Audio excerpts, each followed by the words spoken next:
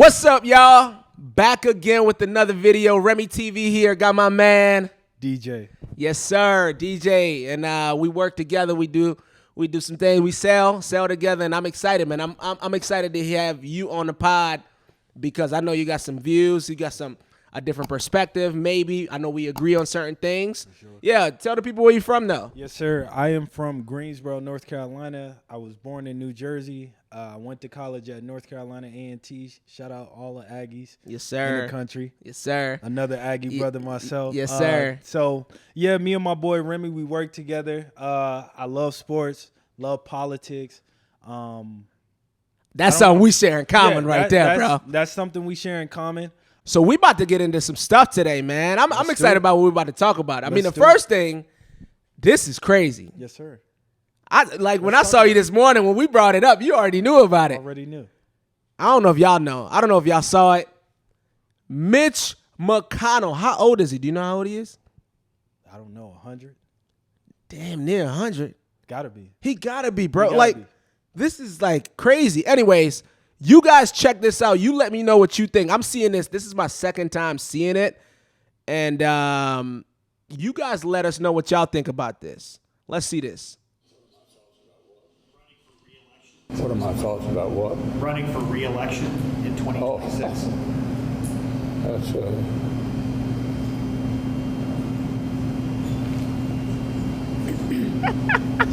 Did you hear the question, Senator? Running for re-election in 2026?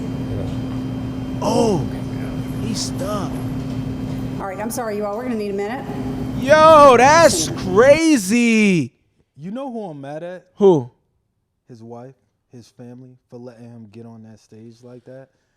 And his mind is debilitated. Like, at that point, yeah. Why are you letting him? Is his wife alive? Because he old, bro. So, we don't know. I don't know too much about Mitch McConnell. I've always seen him speak. Yeah. But I don't know a lot about him. But he's a powerful dude. Very powerful. Very powerful. Yes, and to act like that, that's not even acting. To be this way, right? And he's like the minority leader, whatever it's called, he was for the GOP majority leader at one time when the Senate ran the House, right? Right. Now he's the minority. But so still, though, he's still a leader. He's still a leader. He's always been respected in the Republican Party. Right. Regardless of who won the elections, presidential elections, he was always respected. Has he ever ran for president or anything like that? Not that I know of. Not that I know of either. Never. So he's just a guy behind the scenes just running things. He's been running the Senate for a long time. Wow. So he's been these are career politicians. This is what you call it. This is a career politician. Yes, sir. This is scary. And then, so this dude acts like this, and then you saw what Biden said. Yeah. So Biden, he had a speech, I think it was today or yesterday. Right. And Biden talked about, how they had a great friendship. I know, the political party, and we don't agree politically. Right. But that is my friend. And that's scary in itself because I don't know how you can fundamentally disagree on just about everything. Yeah. And align outside of politics. It's hard because I don't know. You think so? Talk to me. But think about it like this. Back in the day, I've heard stories where Democrats, Republicans would disagree and go have lunch together. Today, I think the division in the country that's killing the country is just the hatred between the two. I think there used to be common ground. For sure. Like we could find common ground. We disagree on this and this and this. We agree on this. Let's go have some lunch. We don't hate each other. Now, I think the hatred, the division in the country, I think that's really what's killing. Where's the common ground now, though? Because they're not agreeing on nothing. So that's different what you're saying. There was common ground to bring them together. Right. But now you have it to where they're not agreeing on anything. Simple things. I mean, fundamental things that we all need, regardless of your party, political affiliation. We can't agree on that. Right. Now I can't think of anything that they would even come out and say we agree on this. Well, one thing is they all hate Trump right now. We could say that. Mitch McConnell not about to come out here and support Trump. Let's be honest. Trump is winning in the polls right He's now. winning, though. In Florida over Ron DeSantis, who runs Florida at this point. Because Trump is an outsider. He's an outsider. I agree. Yeah. I agree with that. He's an outsider. He's an outsider. So he's outside the establishment. I think these people in the establishment, as much as they hate each other, you know what the saying is, the enemy of my enemy is my friend. Is my friend. Right? Yes, So for them, it's like the enemy of my enemy is my friend. Because, you know, Trump don't like none of them regardless. He don't like him. He don't like none of them. Whether you Republican or all, he don't like them. So they're like this. We got this guy as an enemy in common. We don't like him either. So we'll go after him together. So I think that's something that they probably have in common. Outside of that, I can't think of anything else. And that's crazy, though. If you think about it, we should be able to disagree and have a conversation. I agree. You see what I'm saying? Yeah, I'm 100% certain me and you don't align on everything. For sure. For sure. But I'm so open to have the conversation, right? Because I want to learn. I want to learn too. Yeah. You know, what are the holes in my argument? You know what I'm saying? And so I think that's where the country is. And I think people should open themselves up. But this, like, for him to come out and say he's my friend. And then also we just looked at it and then CNN came out and said that this dude was cleared by his doctor.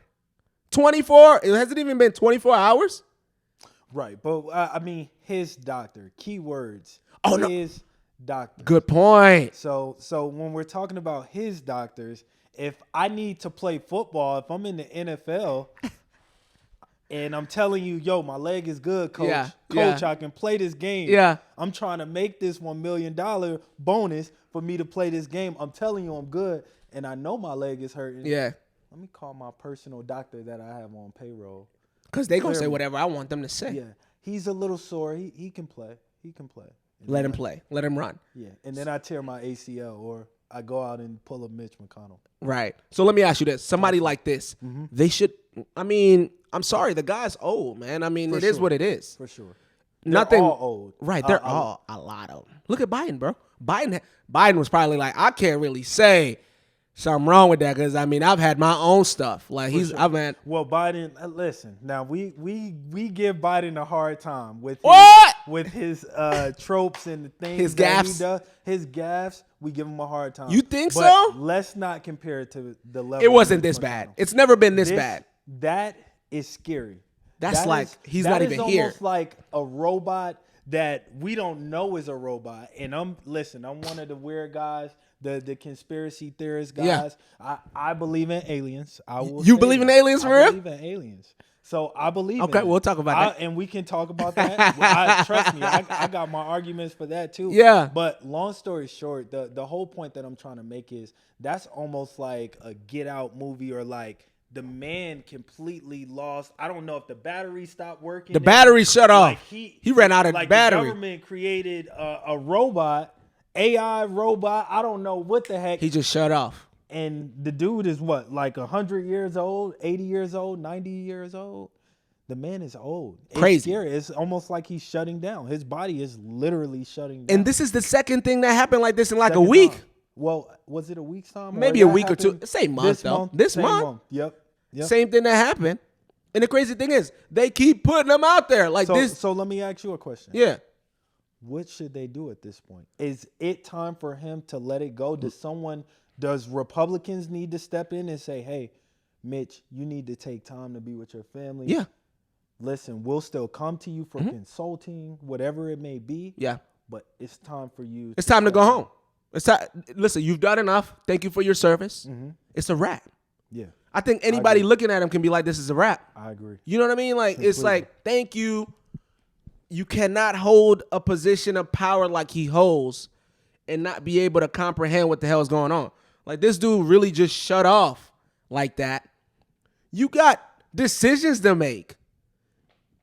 The country right now is going through a lot, and you trying to tell me this is a guy that's going to help make decisions? It's impossible. The leader. The leader actually The at that. leader. How? Talk to me. How? Listen. That's I'm trying to figure it out. It It's has to time be for him. somebody else, though. He has to step down. Yeah. It's time. I agree. But because now the Republicans could have hid this. Yeah. You know, in their meetings and things like that when they're talking. They probably did, because I know he probably did for a has while. done this before. This can't be the first or second time. It can't be. It can't be the first or second time. This is probably, they've seen this. They were like this. Hey, this We can't need happen him. in public. We need him. He's a public figure for us. We need him. He got a lot of power, and then this happens. So the crazy thing is, how many of these people? Because think about it like this: this dude, what you said something which is really important. You said it's like he's a robot, and he just like shut off. So he can't be really the person making decisions. So who is the person making decisions? Like, I got a theory about that. I got a theory about all these people, career politicians. I believe they're all bought. They're all bought by the 1% to me. Yeah. I I believe corporations more than just the 1%. Well, the people who run the corporations are the bosses. You're right. The people who run the corporations, the people who have these companies Yeah. that take over other large corporations, those are the people that you have to worry about. It's not the politicians. It's not the president. It's not, because I don't believe, like, the last one that I mean, you can believe what you want to believe. You can believe what you want to believe. I believe the last person, the reason why they hate him the way they do, and they hate an outsider because he didn't need their money, was Trump. Trump didn't need their money. Very true. So they hate him that much. However, these people right here, like if you're a career, because here's the thing, I believe everybody probably gets into politics to do the right thing. I think they do. Some of them naturally, from a child to say, I want to be a lawyer, I want to be a judge, you naturally go into that from a child perspective. Right. Going into it, I want to change, make a difference. I want to make a difference. I want to do the right thing. For sure. Have you watched this show, Billions? No. Ooh, it's a great I'll have show. to check it out. What It's is a it great about? show. So it's about these billionaires. This billionaire guy, that's my guy, Bobby Axelrod, right? Okay. But then also it's not just him. It's about this other guy. His name is Chuck Rhodes. Okay. So that's his nemesis. So you got the billionaire guy who's trying to run the world, rule, go out there and go after his goals. Okay. And then you got the, what's it called? The Attorney General of New York City. Okay. Trying to stop. He hates like billionaires. I'm not I actually like billionaires. Yeah. I just respect. It's some of them that I just have issues with because of what they do to have some of the stuff. Can we might be going off topic. Okay. Why do you like billionaires? Because I don't think the world runs without them. The innovators. Let me ask you a question. Yeah. Do you think billionaires do more good than bad? No, I think they do more good than bad. Really? Yeah. How? For me, the reason why I think billionaires do more good than not, because the jobs. Now, do they do some other things on the back end that are a little bit dirty? 100%. Are there some that do certain things that I disagree with 100%? But I think from innovation to building companies to building an economy to providing jobs for people, I think they do more good overall than they do bad, negative. Now, they do some dirty stuff. However, I do believe. What do you believe? I disagree. Okay. 100%. Okay. So billionaires, one, for you to be a billionaire, I think it's like a crazy stat, and I'll have to look it up. Yeah. But billionaires can feed and house probably like the whole world. I don't know how much money it takes to like take care of the entire world. Yeah. I don't know how much it takes to take care of the entire world. But Right. It's an amount that billionaires can cover easily. When it comes to billionaires, I think it's all about greed. I don't know any billionaires all the way down to Bill Gates. Like, he does his little tax write-offs, goes to Africa, throws a few wells in a couple of tribes and communities. I'm not a fan of Bill Gates, but You're not a fan? I'm not a fan, but I respect him building Microsoft. When he built Microsoft, I respected that. Well, listen, I'm not saying that billionaires aren't smart. They're not innovative. Yeah. I feel like the 2 points are mutually exclusive. Okay. Do I think billionaires, they have a lot of greed? Do I think there's a lot of corruption when it comes to becoming a billionaire? Yeah. It takes a level of corruption. You cannot get to that amount of money. You think so? Without corruption. And you name one person without skating those lines. And I'm not going to say that because I don't really I've met some billionaires, but I don't know like one I can reach out to. Yeah. And I've met some really good dudes, but what I'm saying is like this, like to be at that level, I think obviously you have to be well connected. Right. You got to be at the top of your game, build a strong company. For sure. Right. And for us, I think for looking at it from our lens, it can be the way I look at it, it can be a little bit different. But I think a country without billionaires let's put it to you this way: if you don't let we need successful people in a country. I agree 100%. We need successful people. I agree 100%. Because if not, then we will have. It can't be communism and socialism. I'm not a fan of communism and socialism. What are billionaires doing for our country? Do you think Mark Zuckerberg is helping our country? We could agree and disagree with what social media is doing, but when we're talking about from an economy standpoint, from putting money in people's pocket, from jobs, 100%. Okay. Because if you look at it, like Silicon Valley was not Silicon Valley until Apple and Microsoft came around, and then other companies spawned from there, and then you got all these companies, right? Now I think it gets to a certain level where crony capitalism gets involved, and that's the stuff that I don't like. That's when politicians. But you can't separate that from capitalism. Yes, you can. That's a part of capitalism. No, crony capitalism is not capitalism. It's not real capitalism. Capitalism is competition. You know, my right to choose, right? My right to buy, right? We got to be whatever I imagine myself to be. Right. I can do that. Right. Capitalism. The free market enterprise. So, like, for example, me and you, the reason why America works is we could decide right now to start a company, right? This podcast, a company, could be a company right now, next year be successful, blow up and be successful. For sure. In a lot of different countries, that's not possible. See, I was born in Kenya. Okay. The reason why people move, the reason why we moved from Kenya to come to America, let's talk about it.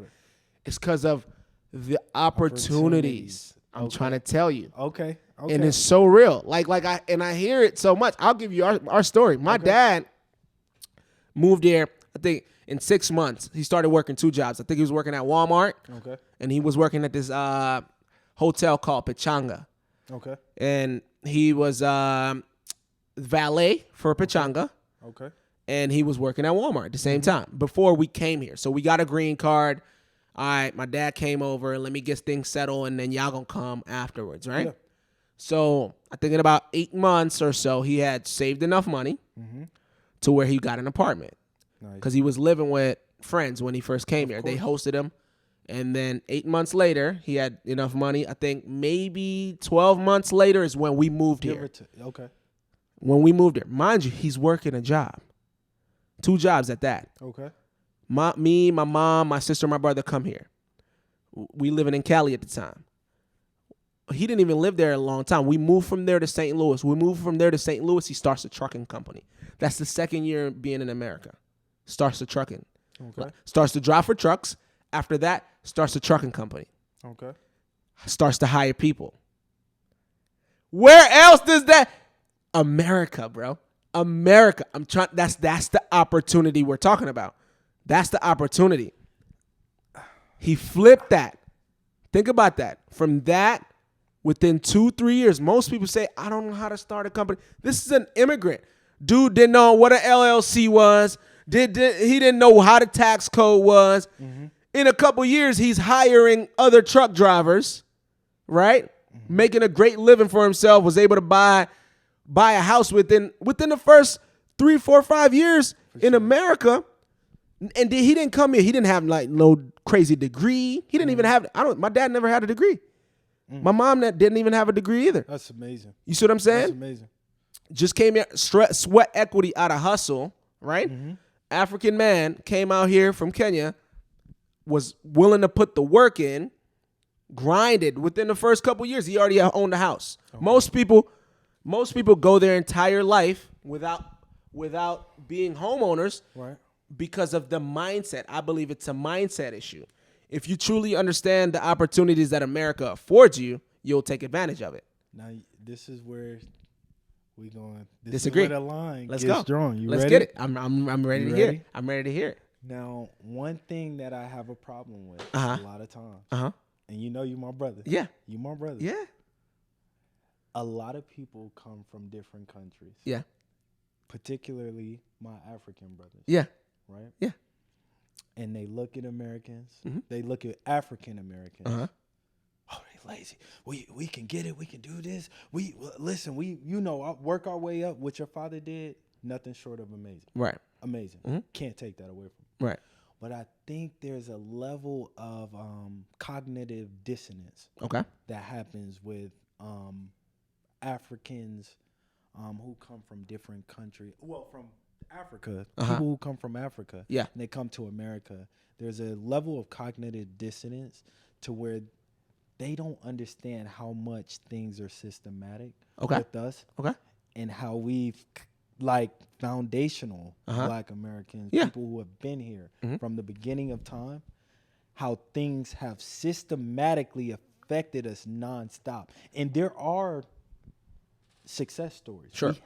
We can go on and on about success stories. And I think the time we're in now, where a lot of African Americans are building business. Are thriving. Yeah, are thriving. Entrepreneurship. That's huge right now. Yeah. And we're doing it at a high level right now. So the opportunity is there, but it took a long time to get here. Sure. And to understand, okay, this is what we need to do.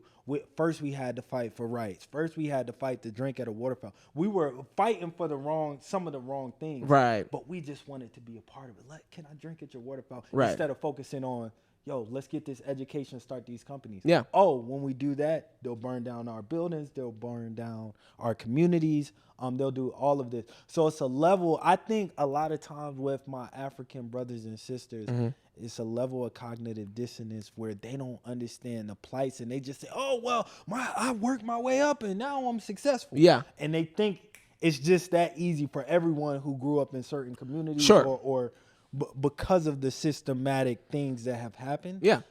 And it's like really hard to get out of that. Yeah. And reach that next level and not hit that plateau. Sure. The wall that they've created around us. And I think a lot of times that gets, it gets overlooked. You feel like overlooked. Yeah. It gets thrown to the side like, no, shut up. I just got here and I'm successful. I went to college. Yeah. And I became a doctor. Right. Understandable, and that's amazing. Yeah. And that took hard work. And one thing I love about my African brothers and sisters, they work hard, and their parents teach them education. Number one. Education was so important. Number one. That's all y'all hear, right? Okay. That's the only thing so you hear. I think is more to it, and we have to talk about a full story when it comes to things like this. And I mean, for me, I'm not disagreeing with that, right? Okay. I think two things can both be right. Okay. So I think you're 100% right. Is it cognitive dissonance? It might be. However, also, I think it could be, instead of us looking at it as a us versus y'all kind of thing, or y'all versus us kind of thing, I think it should be like, okay, great. How is it that this person was able to do that? And then also for us, we could look at, you get what I'm saying? How is it that this person was able to do that? And then for us, I think it's just a gratitude. So one of the things that I'm just so grateful to be in America. You get what I'm saying? Like with the way that I think, my mindset is just automatically going to afford me opportunities because the gratitude that I have. Does that make sense? So it's like, here's how I look at it. I'm super proud, super proud to be Kenyan. Love that I'm glad that I was born in Kenya. For sure. Blessed that I even grew up there. One of the blessings that I thank God for was that I was born there, grew up 11 years there. So I got that world when I was young. So I think what God was doing was like, I don't want you to ever forget where you're from. For sure. And then I came here. So for me, when I look at America, I'm like, man, there's so much opportunity here. And that's how I look at it. I look at it from a place of gratitude. Does that make sense? But let's talk about like wealth-wise. Wealth-wise, Nigerian Americans, right, are the richest Black Americans on top of Black Americans that are born here. Okay. And then I think it goes from them. Then I think it could be wrong. Check me if I'm wrong. But then it goes to Ghanaians. We have the entertainers though. But you have the entertainers. Athletes. So it's no way that Nigerian. Now, if you're talking about as a whole, education. No. As a whole, not just like entertainers. We can look it up. Nigerian Americans are the wealthiest Black Americans. We would have to look that up. I promise you. I don't agree with that because I feel like we have the entertainers. But you got to remember, the entertainers are such a small percentage of Black Americans. That's a lot of wealth that they're holding. Not if you look at it from a whole like a perspective, like a lot of people. I'm just talking about here, USA. Yeah. I think it's no way that Nigerians hold more wealth than Let's look it up. Black Americans. I'm telling you. Like, and I'm talking about with entertainers, athletes. You're talking about NFL players, basketball players who get $300, $400 million contracts. You're talking about the owners of the BETs. You're talking about the Tyler Perrys. Yeah. You're talking about the billionaires who aren't involved in entertainment at all. Nigerian Americans. It'll shock you. It'll shock you. We'll look it up. But go ahead. I mean, but this is what I want to say to your point. While you look that up by a credible source. Yes, of course. Of course. Yeah, you know, I had to throw that by a credible source. What I want to say to what you said, Africans, I think the issue that we have is you mentioned that the level of gratitude Africans have when they come over here. It's this big, beautiful, shiny bulb, and they are just enamored with America. Oh my God, opportunity. It's money. It's money, money, money, money. Opportunity, money, money, money, money. Sure. It's amazing. This is the country, and you guys have a love for America more than I feel like you have a love for the people that created the country, the people who were here. Not necessarily. Which is us. Yeah. And a lot of times I think that cognitive dissonance, because if you look up inventions, you look up most of the things we use, the medicines, you know who created those things? Listen, I'm not disagreeing with none of that. Yeah, no. But when I respect it. Right. So it's like, I don't know, it's twofold. I love your Africans' appreciation for America, the opportunity, because it's not a lot of opportunity where you come from. Right. But the two key things that you said to me was money, opportunity. That's what most Africans look at. Yeah. That's what is but you got to think about it. Amazing thing to you guys. But so it's hard. I feel like it's hard for Africans to understand that we've been here. We built businesses. We created everything. We created the country that you guys love. Okay. Literally. Yeah. And I mean, we can fact check that. Okay. We can't dispute that. That's undisputed. Okay. So you feel like for you on a substantial basis, like it's systematically, it has constantly brought us back down a notch from different things. But let me ask you this: when are you gonna know? So my question is like this: Martin Luther King's vision. Right. Let's go back to his vision. We've accomplished and surpassed his vision. We have accomplished and surpassed his vision. I agree. So when my thing is like this, because I understand where you're coming from. However, it's like, when are we gonna look at it and say like, okay, this is what we have to work with. Instead of looking back, let's look at what we have to work with and move forward. That's my question. It's like, when is it gonna be? Instead of looking back, because what I think, I'll give you my perspective. Here's the reason why I started to shift the way I looked at it philosophically wise. Because I started to be like, why is it that African Americans, and I don't, because I'm the real African American. I was born in Africa and I'm American. If you think about it, you're an American. You're just, because we don't call white people white Americans. Right. We don't, you know what I'm saying? You're Black American. I was born in Africa, so I'm African, and I'm an American citizen. We have African roots. 100%. That's why we look alike. For sure. That's why we look alike. But you feel like you're more of the title African American. I'm not saying that you're not as African as I am. That's not what I'm saying. No, you definitely. I'm just saying that term I believe was coined to separate you from because you're an American. We don't look at Irish Americans and say, that's an Irish American. Do you think African Americans, or me as a Black American, let's take the African out, right? They use that to separate us. 100%. Do you think we're treated as fairly as an American should be treated? No. Here's the reason why. Uh-oh. And it's going to be different from the way you think. Talk to me. Yeah. I want to hear. Go ahead. Yeah. Here's the reason why.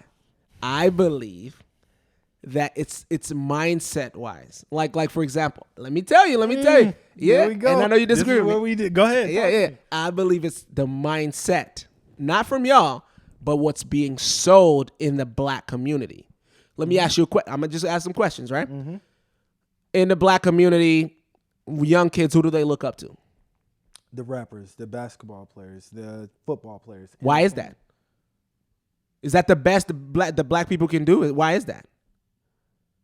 I think that's what's shown on TV. I think that's a part of the circus.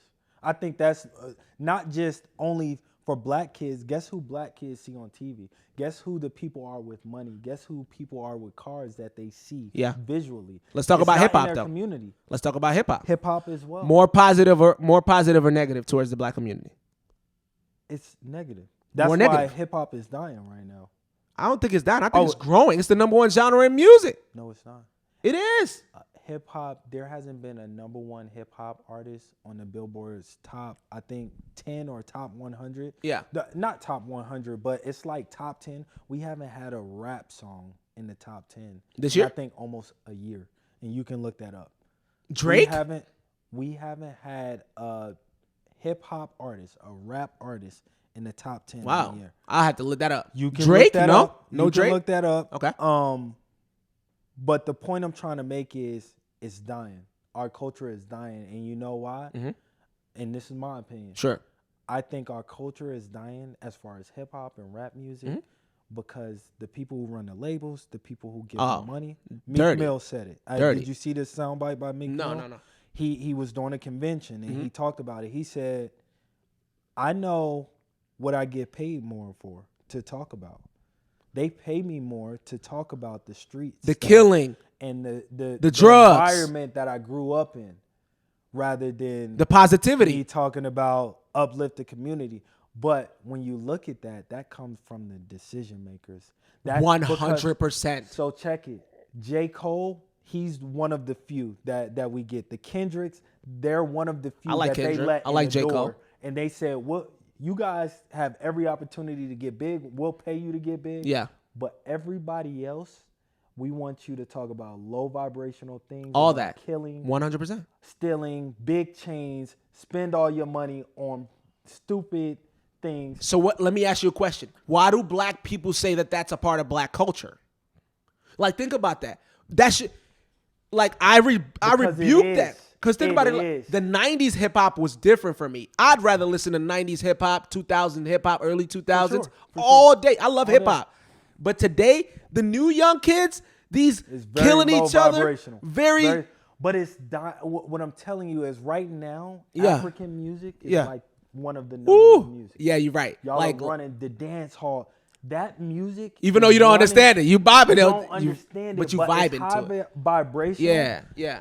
And the rap music, the Dirks, the Babies, you know, and respect to all of the artists. Yeah. Because I'm an artist myself. Yeah. And I love artists in general. Dope artists, bro. Like your music is like you got a different kind of artist though. Yeah. The way you rap is different. You're not talking about like you make me think whenever you rap. Like, you get what I'm saying? Like, for sure. The majority of the music now is so negative, bro. Look at the way they look at the women. Mm-hmm. So back in the day, I think before they passed the Civil Rights Act, right?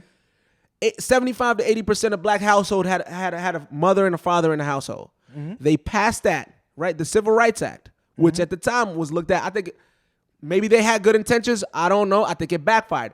Now, I think it's 25% of black households have a mother and a father in the house. I look at it as a culturally. Look at the. Wait, do you think that's because of culture? No, because I'm about to. No. I think that was because of government.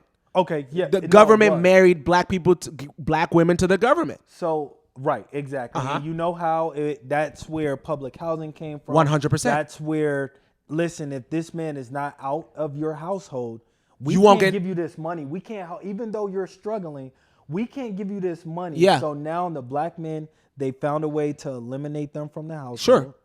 And now black women depend on themselves. They get a little government check. And now they stay in these communities. They build their kids in these communities. Their kids stay in these communities. Same thing. Cycle. Their kids sell drugs. It becomes cycle. And now they created a system to hold us back even more in the breakup. Because you know what the number one key is to black success? Men. Black men. Black men. Black men. I agree. And I think men in general. I think who was it? J. Edgar Hoover said it. If we can founder of FBI, the founder of the FBI, if we can take the black man out of the house? equation, out of the equation, I'm talking about all of our leaders, from the Black Panthers, Sure. Martin Luther King. Wasn't he trying Malcolm to? X. Was he the one that He was trying a to sick man. assassinate? He was a sick man. But the whole point is, this man created Central Intelligence. The Central Intelligence that we have today was created to watch Black people. It was. It was created. Our highest level of intelligence was created. And that's why it baffles me. So how do you think that it's as simple as opportunity and hard work? I think it is. I think people. But I think that's this cognitive dissonance. And maybe if you agree with everything systematically, and we just broke down a president creating the highest level of intelligence in the world, right? Off of control. But what I'm saying is, isn't that good though? Back. Let's put it like this: if it's cognitive dissonance, right? Isn't that a good thing? Because you know why? If let's say the Africans come here and because of cognitive dissonance, they're able to prosper because of cognitive dissonance, I think that's a good thing. So what I'm saying is like this. I want you to be successful. You see what I'm saying? I would never not want that, but I want you to be understanding too. I think I want Africans to understand. Hold on, they got a little bit more that they fighting against here that I don't understand. I just got here and I'm just like, it's America, shiny. Listen, I'm going after it. I'm gonna work 2 jobs. I'm gonna work my way up. But that person that grew up in the hood, that mom is on drugs and his little sister, we agree with. I think that right there, we agree with that, and that's why for me, I disagree with it. That's why I'm like, excuse me. Why are we perpetuating? So for example, I see these celebrities that are pushing drugs and all this. I disagree with that. I don't, when people say that's a part of Black culture, I'm not, no, that's not a part of Black culture. You know who's a part of Black culture? Let's go back to the jazz music. Like that's a part of Black culture. Black culture was the church. You know how strong your grandmothers and your aunties and right? Think about how strong women that they are. That is Black culture to me. The other stuff, I think it is what they want it to be. I think that's what they want it to be as Black culture. We want to look at Black culture as this. Look at Jay-Z. Jay-Z's your God.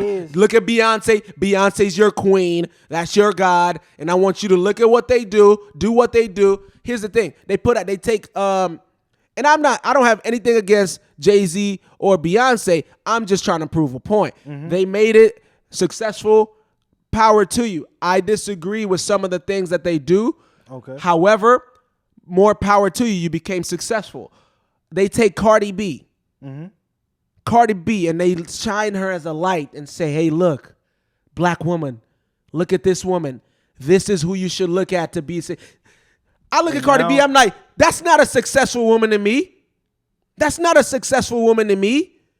She half naked. Just because she got a lot of money. Just because you got a lot of money, that's who Joe Biden's gonna go get an interview from. Look at how I'm gonna go. Well, let me say this. I like her personality. I like Cardi B. I think one thing, and I'm not trying to knock her because she was just trying to make it. For sure. But come on. For sure. I get your point though. Yeah. And that goes back to the point of what they do, which artists they prop up, and which ones they won't invest money into. And that's systematic. Like we can't ignore the fact that our most talented artists and the KRS-Ones and the people who make people think want us to move forward and is trying to help our culture grow. I agree. So I agree. So although Cardi B, she's a success story. Beyonce, success story. Jay-Z, success story. Yeah. And from a success, listen, you talked about money and opportunity. That's typically when I listen to Africans speak, that's the 2 things they talk about. Money and opportunity. Because that's why we came here. That's why you came here. Yeah. Not because you think it's some great country. It's because you want to make money and take care of your family back home or create a better life for your family here. If you ask me, it's the greatest country in the world. You're telling me. So let me ask you, Africa, the beautiful country you come from. Yeah. As much as I love it, that you need, other than one thing that capitalism tells you is the most important thing in life. Yeah. As a country right now, when we're talking about immigration, no other country attracts more people. Most countries that are at the top right now have negative migration. China has a negative migration, meaning more people are leaving the country than moving into the country. America is the only country in the world where people die, swim through oceans, shark-infested waters. For sure. People will do anything to come here. That's what tells you about how good of a country is. That's how I look at it. So I think people are holding America to this standard. We're holding America to this unbelievable standard that it will never be. It will never be that. I think. Well, I agree with that. You see what I'm saying? That part, I agree with. America is not what we think it is. I mean, and again, I think that's the difference. I think it's just two different walks of life. Yeah. Like you're looking from the outside in, and it's like, I'm finally in the game. I'm about to play the game. The game is amazing. And I've been getting my ass hit on the field in an NFL game over and over and over. And I got headaches, and I see trauma around me. I'm seeing people getting carted off the field. But, I'm making money. I'm doing well. Yeah. But I'm like, damn, I'm in pain. Bro. And I don't know. I just think maybe we could do a better job of being empathetic, and I know I can, right? However, what I'm trying to look at it from my lens also. For sure. I kid you not right now. Mm-hmm. If we said if I call my people right now, my family right now, my cousin, I got a big family. For sure. And I told him, I said, hey, I got this guy or this girl here in America. She no longer wants to be in America. She wants to trade places with you right now. They not even going to think about it. They not even going to think about it. Mm-hmm. You know why? Because of what they're thinking is like, bro, you don't understand. Like when we have to have conversations about people struggling, and we're in America. Here's how I talk about how good America is. Like I go outside, right? Mm-hmm. We see the homeless people outside. I know right? exactly you where know you're going, bro. Because I deal with it every day, bro. Go ahead, talk about it. Listen, man. Here's how good I'm gonna give you this example. How good America is, right? There's a spot downstairs called Chex. I love Chex, man. They got some good wings, bro. Wings in Charlotte. Ooh, so best good, boy. In Charlotte. So I'm going to get some wings, right? Mm-hmm. There's a homeless dude. Mind you, I've given this dude money before. He don't remember my name. He don't even remember my face. Cash App guy. Is that the Cash App? There's a Cash App guy. Cash App? No. Okay, this dude with the dreads. Dude with the dreads. He be walking around. You got to lean on him. Yeah, that's the guy who the black dude Cash App too. Yeah, they all got Cash App these days. They all bro. got Cash Apps. Bro. But yeah, that's how. I didn't know about that until I got to Charlotte. Right? Isn't that crazy? That's crazy. Think about it. So I go downstairs, right? Mm-hmm. He says, "Bro, I don't even need no money. My fault, I mean, but I don't even need no money today. Mm-hmm. I just want something to eat." I'm like, "All right, bro. It's a Friday. I'm feeling good. I'm gonna get you something to eat, bro. Let me bless somebody else. Let me bless you, bro. I'll go to Chex, right? Mm-hmm. I ordered just wings. I said, man, hey, drop some fries for my guy. Let me get the big bag of fries. I'm gonna give him some fries, right? Mm-hmm. I get out there, bro, because I've given him money like twice before. I mean, this is a habit now. I'm getting tired of this. I know. Where is it? I try to go get his food to this dude. He's like, what's that, some fries? Man, I don't want this shit. I said, only in America where a homeless person that swears they hungry gonna turn down some fresh food. This ain't some leftovers this is a whole bag. I'm talking about big bag. I ate it. If it was good enough for me, you trying to tell me it's not good enough for the homeless person? Because he know what? He know he gonna eat today. Here's the question I gotta ask. They live good here in Charlotte. Boy, they live good. I mean, seriously. When you got homeless people living good, then your country is not as bad as you think it is. Of course, and I'll give you that, bro. I'm not. Listen, do I think Africans have it hard? Yes. Do I think a lot of it is not because they don't have opportunities in the wealth? I think their leaders in Africa, so corrupt. The leaders are willing to take $1, and I think that's the mindset. Yeah. And I think here we're not solely focused on $1 anymore because we're realizing it's bigger. But in Africa, your leaders take $1 from China and Russia. Yeah. $1 real quick, and we'll sell the whole real country. quick. So yeah, I mean, I think, bro, basically what I think a lot of people can learn just based off this conversation is to just have the conversations. I agree.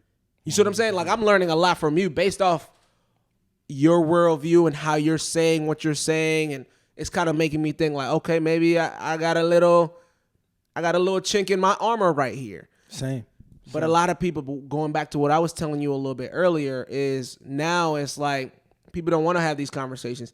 They'd rather disagree. You stay over there, I stay over here. But how are we ever gonna grow if that's all we do? Instead of like, let's have the conversation. Okay, I disagree with you. Here's why I disagree with you. You tell me why you disagree with me, and then move forward. How can we find common ground? How can we grow better? How can we get better? You know what I'm saying? I agree 100%. And I appreciate you, one, for inviting me on the show. It's been a great conversation, bro. Great We conversation. could probably talk for another 4 or 5 hours, bro, on a good Facts. day. Easily. Easily. And we'll do more of these, bro. Exactly. We have to. I'm coming back, bro.